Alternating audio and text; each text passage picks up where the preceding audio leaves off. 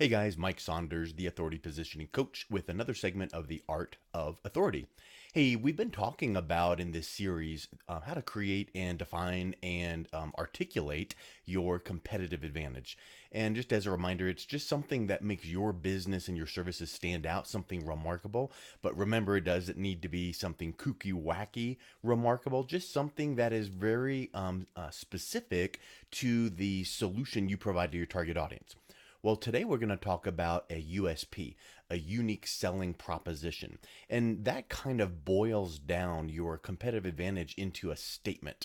And think about just simplicity. Think about taking whatever you do for your clients in that competitive advantage, which might be maybe a 20 or 30-second elevator pitch kind of a phrase, and boiling that down into a tagline or a sentence. So, for instance, one that I use as my unique selling proposition is building your authority is your number one priority.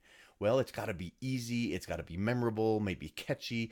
And in reality, building your authority against your competitors, your influence, your prestige, your status should be your number one priority, because then everything else falls into place. That trust level comes in because people in your target audience realize that you can be trusted because you're doing things the right way. And they're seeing you out there, whether it's producing podcast episodes, being interviewed on episodes.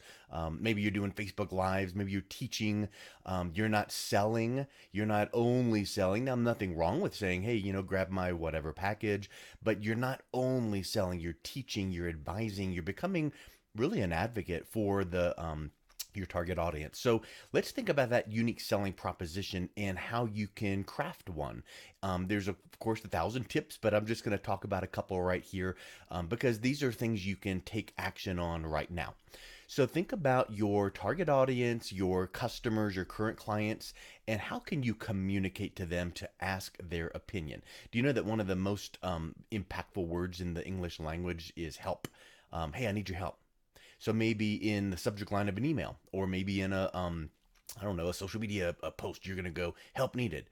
Hey, need your help real quick, something like that. I mean, just really quick and honest, right? And you just go, hey, you know what? I was just doing some research on my message to market, and I was just wondering, what was that you need when you're looking to solve X? And think about, something that would be a little bit broad, but a little bit more targeted to what your clients are needing, what you're producing and providing to your clients, right? So don't be so broad, like, why do you drive a car? That's kind of very broad. So how can you go deep and ask one question? You don't want to ask someone, especially in like a social media, when you go, hey, comment below, you don't want to have, a 19 point survey. But if you email something out to your clients, you can have maybe, my opinion, of course, everyone can, object or have a different opinion, but maybe 3 questions, 4 questions, because the worst thing in the world is, hey, take this quick survey, and, 14 questions in, it says you're a quarter of the way through and they just bail, right? So you need to think about something really quick. What are 3 most important questions you would love to know? Why did you select me as your service provider for this package or this service? And listen to what they say in their responses. Here's another kind of a ninja trick. Do you know that you have competitors, right? You have people that do what you do online, offline. And do you know that some people, some thought leaders in your industry have even written a book, maybe not exactly about what you've done, but in your industry? So go over to Amazon or wherever and look at the reviews of the people that bought and read their book. Now, why would that be important? Because isn't it true that if someone loved a book, they're going to put down in a review what they loved about it?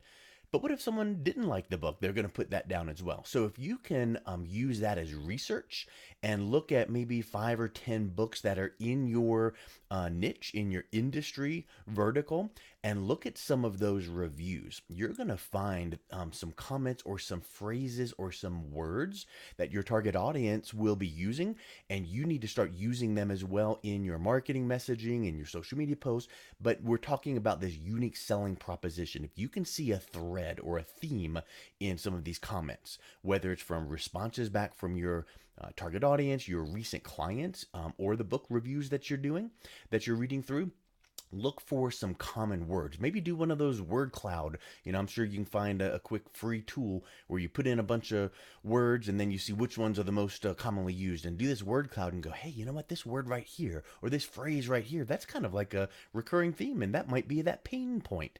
Well, if you can find that pain point, now you can phrase your marketing messaging and your brand messaging to meet that need.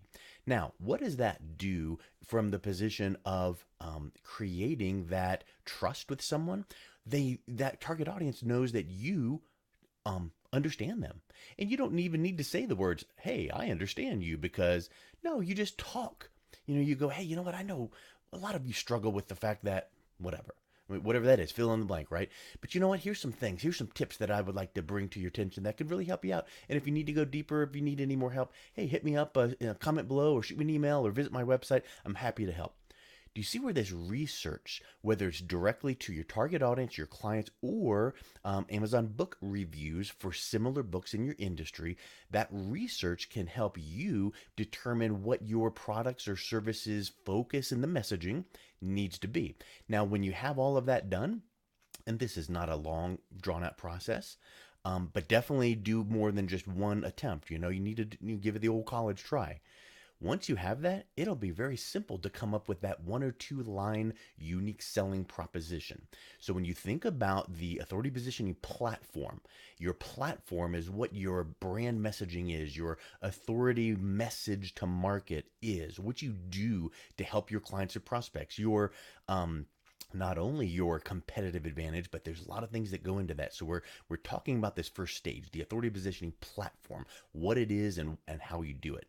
When you come up with that and you can have that competitive advantage fine-tuned, and then you come up with that unique selling proposition, that tagline, now that's ready to get out there to your market in very strong and precise ways. However you decide to, it might be in your next press release, it might be in your next blog post, it might be in your next social media post, or it might be in your 2 or 3 page overview one sheet. Of course, if it's a 3 page, it's not a one sheet, but it could be front and back, or it could be a trifold, but it could be that flyer where the headline is really just reaching out and grabbing them, and that tagline is really taking it to the next level. So think about what you can do to really fine tune that unique selling proposition.